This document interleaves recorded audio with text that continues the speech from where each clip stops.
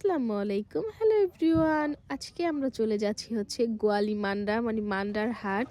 তো এটা জানি না কে কে চিনেন, কিন্তু এটা আমাদের বাড়ি থেকে বেশ কিছু দূরেই।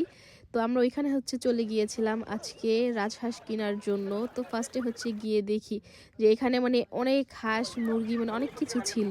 মানে এখানে কি নাই বললেই চলে, সব ধরনের জিনিস ছিল। কিন্তু হচ্ছে আমরা হচ্ছে এখান থেকে ২টা রাজহাঁস নিয়ে নিচ্ছিলাম। এই ২টা হাঁস হচ্ছে মানে আমরা নিছি। তো এখানে হচ্ছে আরো ছোট হাঁস ছিল, তারপরে খাসি ছিল, ভেড়া ছিল, মানে অনেক জিনিস ছিল এইখানে। মানে আমার কাছে মানে খুবই ভাল লাগছিল, কারণ আমি এর আগে কখনো হাটে যাই নাই। তো এখানে দেখলাম নানান ধরনের পাখি উঠছিল এখানে, তারপরে ছিল কবুতর। তো এখানে না অনেক জিনিসপত্রই ছিল, ছিল ছোট ছোট হচ্ছে রাজহাঁসের বাচ্চা। কিন্তু দাম কিন্তু কম না ভাই, দাম কিন্তু অনেক দাম। অনেক দাম চাবে, এগুলি হচ্ছে দামাদামি করে কিনতে হয়। আমরা ওরকম দাম জানি না, এই জন্য আমরা ২টা হাঁস কিনা বাস খেয়ে আসছি ২ বোনে।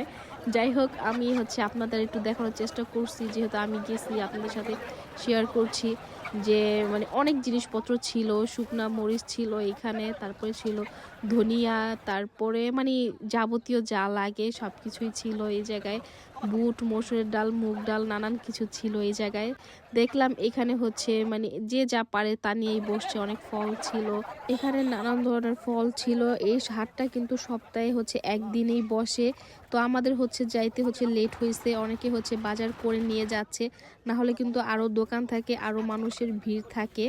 তো আমি হচ্ছে এখন চলে যাচ্ছি ফুল গাছ কেনার জন্য। আমি কিছু ফুল গাছ কিনবো বাসার জন্য।